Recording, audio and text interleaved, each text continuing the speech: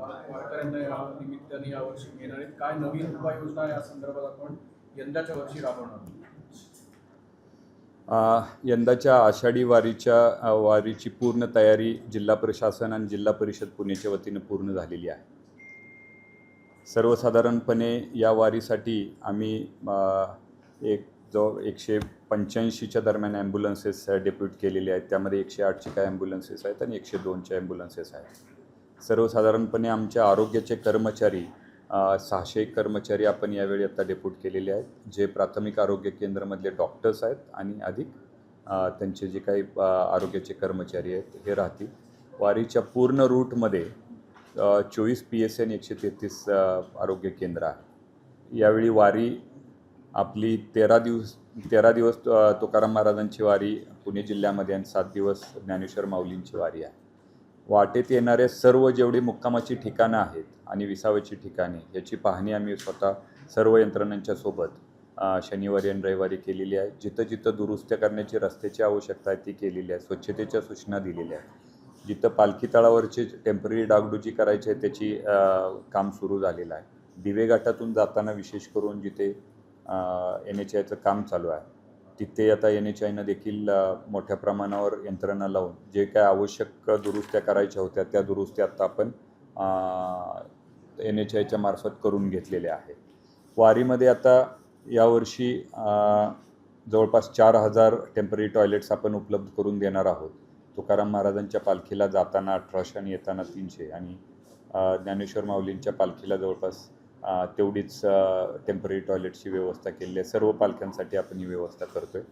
त्याचबरोबर यावेळी आपण ई-टॉयलेट ॲप लॉन्च केले, जेणेकरून ह्या ज्या टेम्पररी टॉयलेट्स आहेत त्यांची स्वच्छता आणि त्यांची क्लिनिंग प्लस डिस्पोजल व्यवस्थित होईल ह्याचं त्याच्यावरून मॉनिटर केलं जाणार आहे.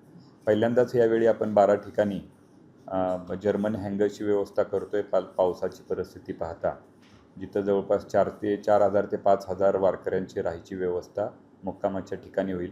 जिथं पालखी तळामध्ये जागा जादा आहे तिथं 2 हँगर्स आणि काही ठिकाणी 1 हँगर्स आपण यावेळी लावणार आहोत. याचबरोबर आपल्या प्रत्येक पालखीच्या तळावर आपला कंट्रोल रूम असेल, आरोग्य पथक असेल आणि त्या पथकासोबतच एक हिरकणी कक्ष आहे जिथं महिलांसाठीची विशेष सुविधा असेल, लहान मुलांसाठी पाजण्यासाठी असेल, त्यांची खेळणी असेल, सॅनिटरी पॅड्स हे सर्वांची व्यवस्था आपण केलेली आहे.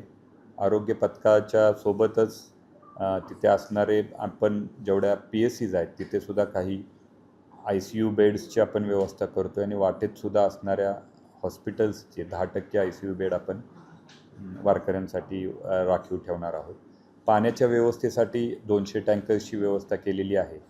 त्याच्यामध्ये जवळपास 140 खाजगी आणि 60 शासकीय टँकर्स आपण घेणार आहोत.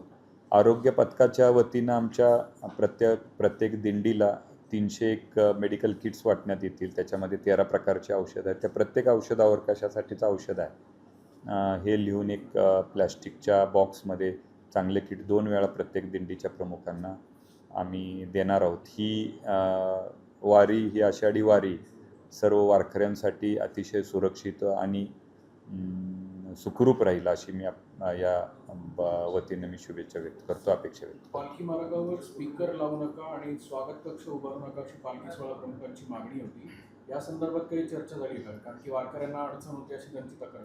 या संदर्भात आमच्या बैठकीमध्ये चर्चा झाली. त्यामध्ये जिथं अनावश्यक स्वागत कमानी किंवा लोकांना अडवून स्वागत केलं जातं हे यावेळी होणार नाही आणि जिथं स्पीकर्स लावण्याची परमिशन यावेळी दिली जाणार नाही. त्याचबरोबर पोलिसांच्या वतीनं म्हणजे शहर पोलीस, ग्रामीण पोलिसांच्या वतीनं यावेळी ड्रोन्सच्या मार्फत सुद्धा एक सर्व्हिलन्स करण्याचं नियोजन केलेलं आहे. क्राऊड कंट्रोलच्या संदर्भात AIचा वापर होण्याची चर्चा कालपासून आहे. ह्या ड्रोन्सचा फीड कंट्रोल रूमला येणार आहे आणि त्याचा 100% यावेळी आपण AIचा वापर करून ह्याचं कंट्रोल करणार आहोत. थँक्यू. एक शेवटचा प्रश्न, तुम्ही जर्मन संदर्भात सांगितलं, या एका जर्मन हँगरमध्ये साधारण किती वारकरी विसावू शकतात? 4,000 ते 5,000 वारकरी एका जर्मन हँगरमध्ये. थँक्यू.